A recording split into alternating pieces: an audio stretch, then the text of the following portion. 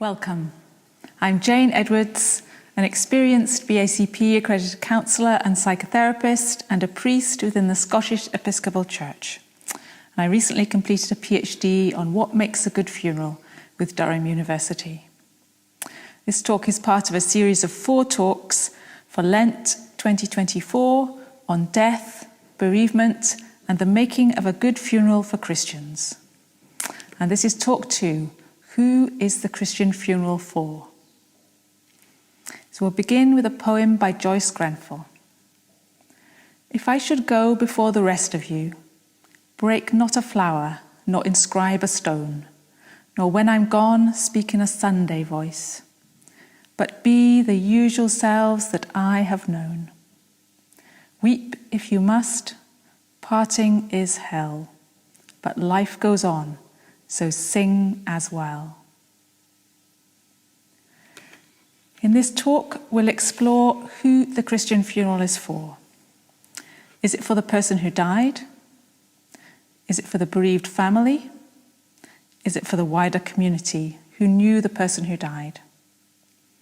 Well, to be able to approach this question, we need to consider the purpose of the funeral. Is it purely to dispose of the remains of the person who died? Well, I would argue it's much more than this, although of course that's one important purpose of a funeral. One purpose is to dispose of the remains of the dead. Have you thought how you want your remains to be dealt with? Do you want to be buried? If so, where? Do you want a green burial in a woodland or a burial in a cemetery? Do you want to be cremated? If so, where do you want your ashes to go? Many people's ashes are sadly left in funeral directors' premises and not collected. It's good to have an idea of what will be done with your ashes and who will be responsible for making sure it is done. It's good to communicate this to those who will make decisions at that time. So to return to the question of the purpose of the funeral, in what sense is the funeral for the person who died? Sometimes after a good funeral, people say they would have liked that, meaning that the person who died would have really liked the ceremony. But of course, although it is about them, they're not present in the way the bereaved family and congregation are. Clearly, it marks the death of the person who's died. But do they gain anything else from the funeral? Well, let's think about our context in Scotland. In Scotland, Christian funerals are conducted largely by the Roman Catholic Church and the Church of Scotland, with other denominations, including the Scottish Episcopal Church, conducting a smaller proportion. Chaplains sometimes conduct Christian funerals, and a civil officiant will if they're asked to. And there are differences between funerals within the Church of Scotland and funerals within the Roman Catholic and Episcopal Church. In Church of Scotland funerals, the sense of ritual having significance in itself is minimised. There's no prayers for the person who died, and usually no celebration of communion. So the Reformation led to the removal of prayers, masses and alms for the dead, and this is reflected in funeral services within the Church of Scotland.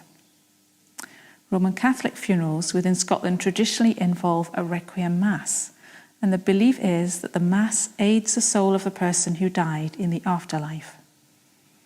Every Roman Catholic Mass involves a propitiatory sacrifice being offered for the living and the dead and prayers for those who've died.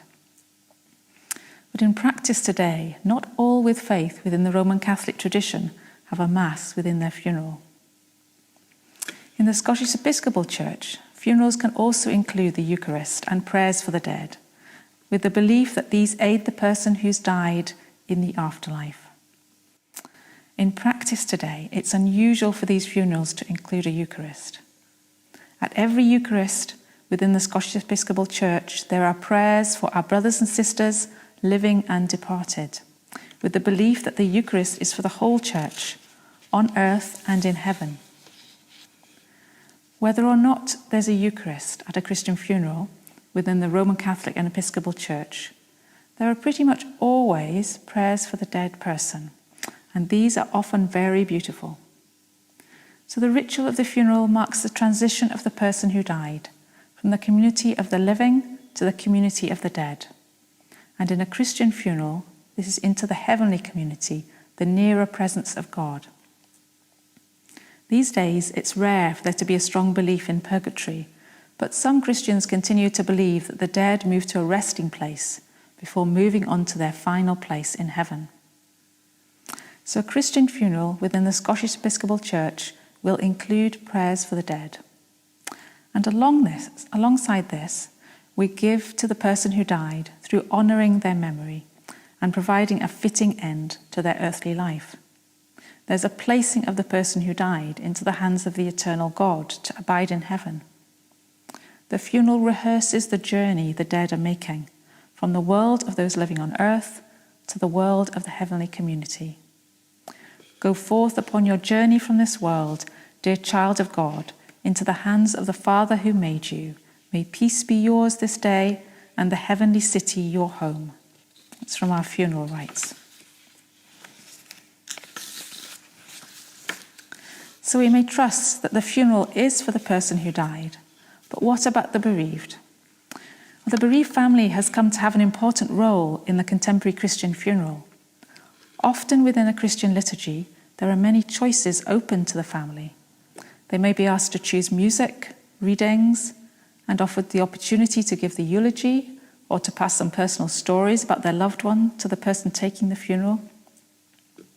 One of the main purposes of the funeral, which came across in my research very strongly, was to provide comfort for the bereaved. The death of someone we love is one of the hardest experiences we can go through, and the funeral can be a real source of comfort to us. It can help us accept the reality of their death.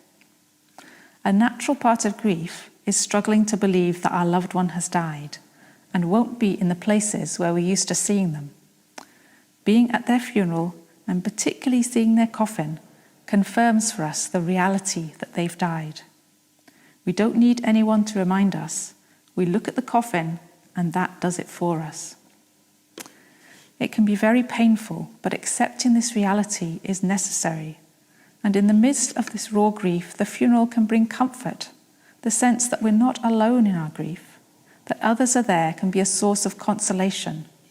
It can assure us that the person mattered to others and that their death matters. And this can be very important when the death has been particularly difficult, such as if the person we loved ended their own life. That other people are there to support a bereaved family can be an important source of succour. I remember one priest said, "Before we go in for the funeral, I usually say to the family, this may be difficult for you, but there are many kind people here to support you." There are some deaths, though, where the funeral may not be able to bring comfort. Such is the level of pain caused by the death, and I'm thinking particularly of the death of a child. It can be very important for the bereaved family that the funeral of their child is well attended, but it may be that comfort is not a reality for them. Theirs is a very painful journey through grief, and it's only just beginning. The funeral may give resources for the journey to come, the beginning of them being supported with compassion and love. One particular aspect that can be helpful for bereaved families can be that the funeral gives us an enlarged view of our loved one. Whether it's through conversation at the refreshments afterwards, or through the presence of unexpected people, at a funeral all parts of a person's life may be represented, and even those who knew the person well can learn more about the life of their loved one from those who attend. So we might surmise the funeral is for the person who died and it's for the bereaved family. Is it also for the wider community who knew the person who died? In recent years, some Christian funerals have been reduced to a small, short private cremation for the family only, and this is then followed by a church service without the remains of the person who died, and then a funeral tea. So some officiants I interviewed were not happy with this change, and they felt it's helpful for all to be able to see the coffin. They thought it was important that the remains of the person who died were there in the ceremony for all who want to attend. And their reasoning was that it helps us all to accept the death if the person's remains are present. But this may not be the choice of family members. It's something to think about, especially if the crematorium is some distance away and there's to be a service in a church. If there's no remains of the person who died there, then strictly speaking, it's a memorial service rather than a funeral. Some parts of the funeral ritual won't happen, but others, such as prayers and hymns, will. And for some family members who spoke about their funerals with me, that the service was personalised was thought to be more important than the person's remains being there. In their view, speaking about the person who died so personally in the ceremony, even without the remains, communicated powerfully that they had died. The funeral ceremony is designed to provide a containment of death. The structure of the ceremony, the ritual, the joining together of those who knew the person who died, it makes it possible for us to confront the reality of death and not be overwhelmed by it. A lot of the funeral may be about the life, the person in the face of death, the life lived by our loved one, the legacy they leave with all those lives whose lives they touched, the life they now live in heaven. And this is held together by the life, death, and resurrection of Jesus, through which Christians know that death does not have the final say. It's possible to face the reality of death. It's possible to say goodbye with the hope of eternity ever present. The funeral is a time to say goodbye. It's this for the bereaved family and for all who knew the person who died. There are biblical accounts of figures who've died and remained identifiably themselves, such as Moses and Elijah in accounts of the Transfiguration and accounts of the resurrected Jesus himself. There's also belief in a heavenly community. Belief in heaven can involve a hope of seeing a loved one again. It's a goodbye to the person who died in the context of their earthly life. Of course, within a funeral, even if the person who died had a Christian faith, the family may not have a faith, and some members of the congregation may not have a faith. And it's important that all have a chance to say goodbye and mark the death. Integrity is important. The ceremony needs to have integrity for all who are there, and we'll think more about this in the next talk. For now, it's enough to say that the Christian funeral is for all. It's for the person who died, it's for the bereaved family, and it's for the wider community who attend. Thanks be to God.